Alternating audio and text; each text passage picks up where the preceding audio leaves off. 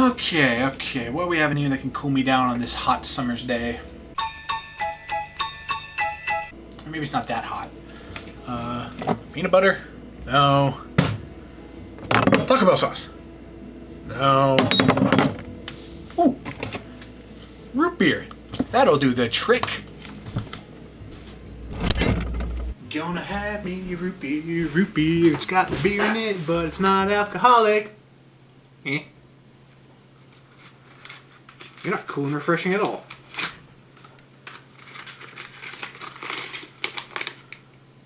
Oh wow! I got a note from my uncle. Ahoy, Gus, me boy. It be your favorite polymer-based uncle, Captain Brickbeard.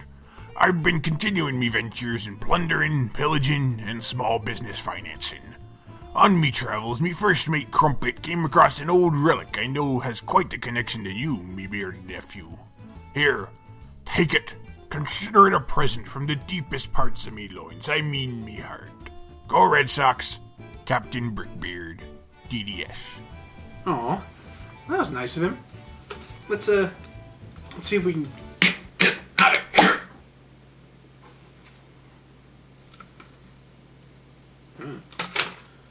Holy crap, I remember this game. It's Bionicle the game. This was the first console video game I ever owned.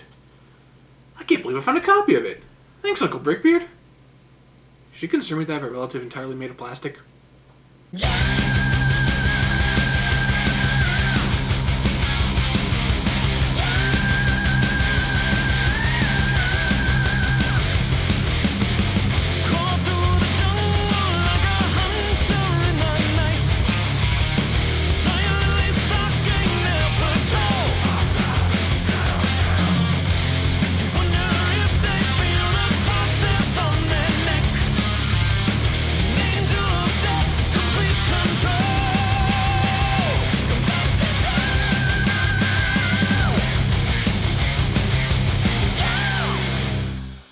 For those that don't know, Bionicle was a line of toys put out by LEGO starting back in 2001.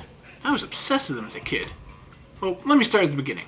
Billions of years ago, the Earth was formed by a massive... Okay, maybe not that beginning. Let's speed it up a little. The toys first came out when I was in elementary school, and I got all of them. In fact, I was so obsessed with them, my original YouTube channel name was Pohatu Jr., named after my favorite character from the series. You can actually still access my channel using that URL. And still, one of the most popular videos on my channel was a Bionicle music video I made almost 9 years ago. But I wouldn't really recommend watching it. Wait, what are you doing? No!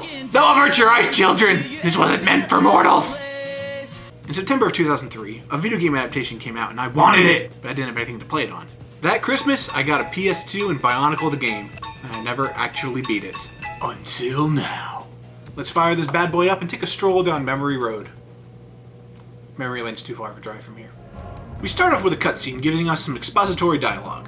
And the great being sent us the Toa to defeat Makuta and banish darkness from Mata-nui. This is one of LEGO's first attempts at an original story, and while it wasn't too bad of a plot, some of the names got a little ridiculous. Makuta, Matoran, Wahi, Krana, Toa, Kanoi Mask, Taragavakala. No one cares about your stupid name! The game lets you play as each of the 6 main characters, called Toa, who each control an element. The first level takes us to an active volcano where we play as the fire-wielding leader of the Toa, Tahu. Bionicle the game is a fairly basic platformer with a few twists thrown in. Most levels contain the standard formula, traverse the level, gather collectibles, and battle enemies, but there are some levels that throw in elements like gliding or snowboarding. Most platformers generally have a fairly limited combat system, only having 4 or 5 attacks. Do you know how many attacks Bionicle the game has? 2! Yes, you heard correctly. Literally just 2 attacks. And one of them is just a charge move that you barely ever use. I think I only used it like 4 times in the entire game. And you'd think with most of the characters having actual swords, they'd be melee attacks, right? Nope! It's ranged attacks. Every attack is a projectile. And to make matters worse, they're all the same projectile.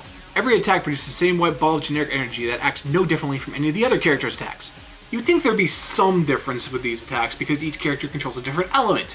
Fire, ice, stone, all do the same thing. There's no burning, there's no freezing, there's no, stoning.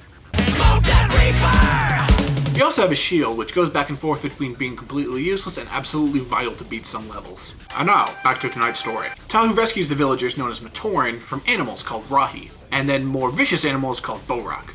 After defeating a Borak swarm, Tahu picks up a purple mask called a Krana, which begins to mess with his mind. And the Krana messing with his mind never comes back into play again. Maybe the mask didn't do anything, maybe Tahu just needs some Tylenol. Here you go, take 2 of these, rest up, have a fucking juice box, you'll be fine. Tahu then heads up to a snowy mountaintop and speaks with Kopaka, the Toa of Ice. He tells him that the Borak's power source is in the Krana, and they need to capture all the Krana in order to defeat the Borak. Well, that's all well and good, but how does Tahu know that? All he did was pick up the Krana, got a headache, and then showed up in the mountains. How does he know the Borak used the Krana for power? Was it because that was all that was left after his fight with him? That'd be like in Star Wars when Obi-Wan dies. Darth Vader suddenly comes to the conclusion that... I knew it. It was his clothes that gave him his power. Curse you, J.C. Penney! So Kopaka snowboards down the mountain on his shield, which is actually kind of cool, to reach his Kini? Is that a weird name for Bionicle Village? Tahu said Koro earlier, which made me think that Koro is just what a village is called in mata-nui, but now I'm not sure. Maybe Kini's a code for something. Kale is nearly inedible. I don't think that stuff tastes very good, but enough about my vegetable prejudices, let's talk about the music in the game. Or the lack thereof. Aside from the opening cutscene, there is no music in all of Kopaka's level. Just sound effects and dialogue. Toa Kopaka, the Borak has burrowed through that cliff. Makes it unintentionally eerie and desolate. A similar problem happens in the next level. There's no music, but once I died, suddenly there's music.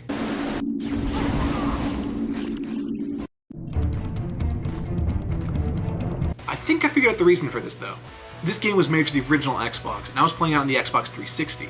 The backwards compatibility between the two is known to have some problems, especially with audio, so I'm just going to chalk this one up to hardware limitations instead of the game just being badly designed.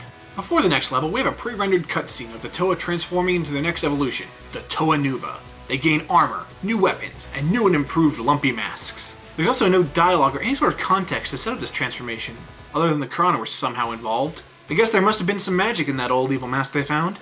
After that, we get to play as the only female Toa, Gali, the Spirit of Water. This is the first time we get to play as a Toa Nuva, and after that cutscene, I bet we're going to be super powerful and have all sorts of new cool moves and attacks.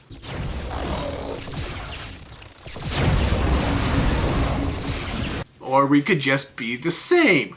Goody! Goody!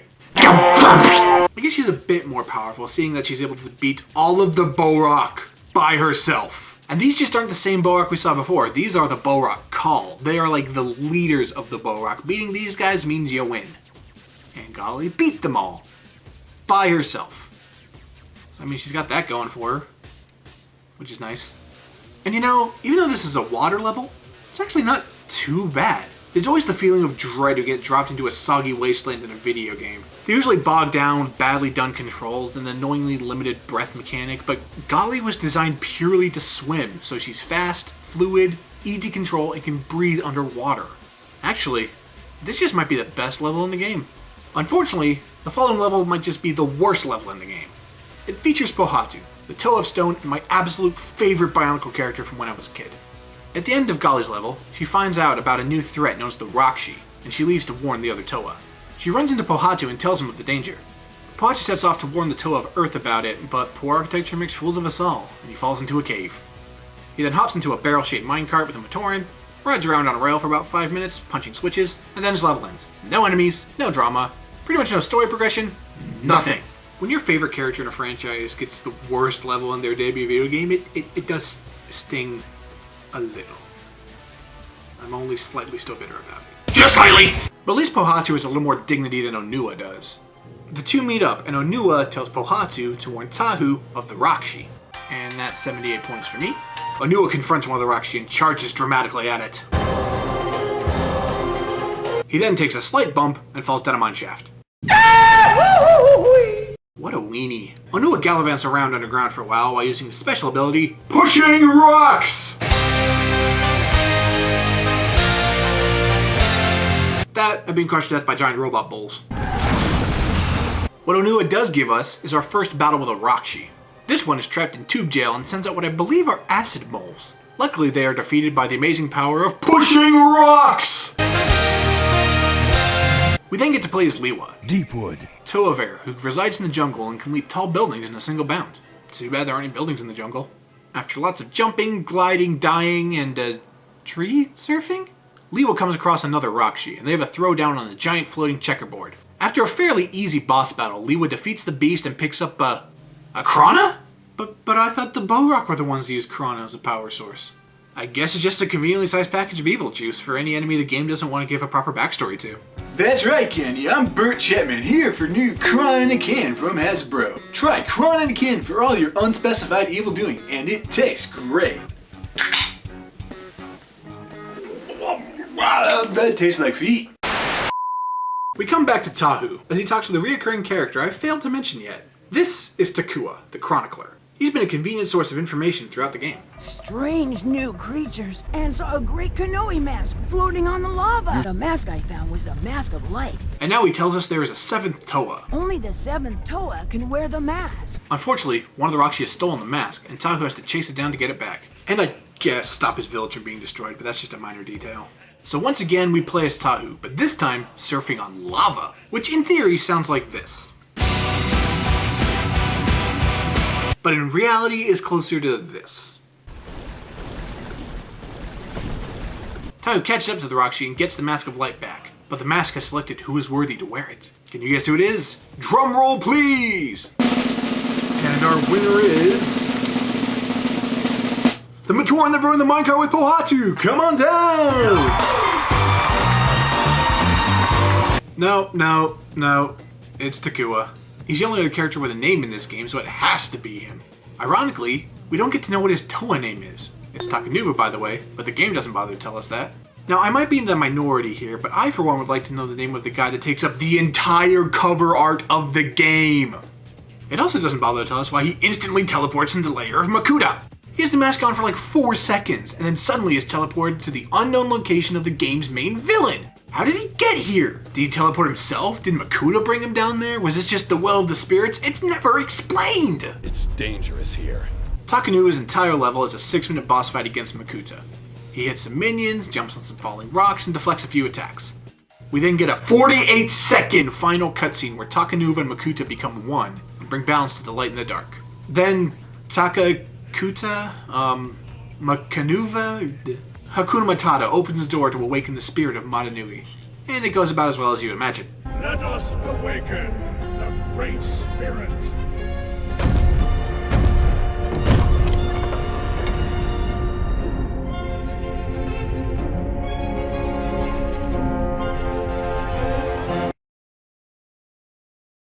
And guess what? No music again. And how long did that game take me to beat? Nope, not even 4. 2 hours. Toad! I was a hardcore Bionicle fan when I was a kid. It was basically my first fandom. I loved everything about it, including this game. But I think it's just another case of being blinded by nostalgia. As you can tell, because this does not hold up well. There is one more thing with the greater Bionicle lore that really bugged me about this game, though.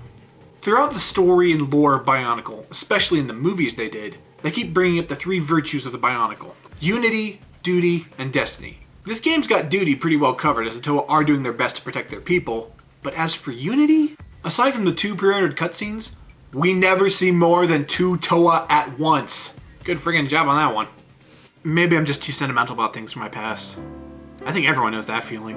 Nothing will truly match the first time when you were a kid and you had an encyclopedia's amount of knowledge about your favorite toy or TV show. Those feelings we had as kids still carry over to our adult lives. But instead of trying to recapture the spark we had years ago, put the amount of time and love and dedication we had in our old fandoms and put it into something new. Something new to obsess over, a hobby, a love. Never let your passion burn out. Even though it can feel good to return to your childhood roots, don't dwell on it. Don't try to recreate the old magic. Make new magic.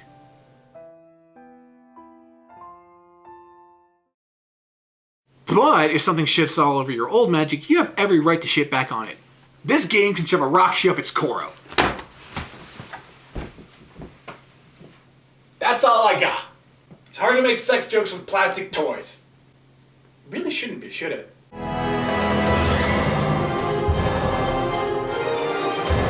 wait, just hold off those credits for a minute.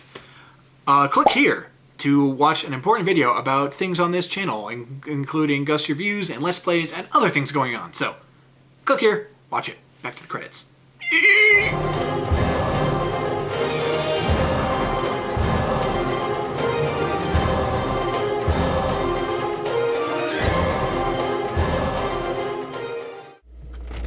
Alrighty, let's see here. What's good and refreshing to drink? No.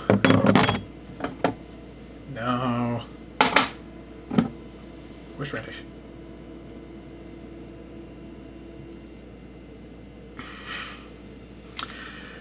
Horseradish, hot and spicy. Let me explain. My parents call each other bear as a term of affection. Horseradish, hot and spicy. Like my bear. Let's do another take on this one. The taint of Makuta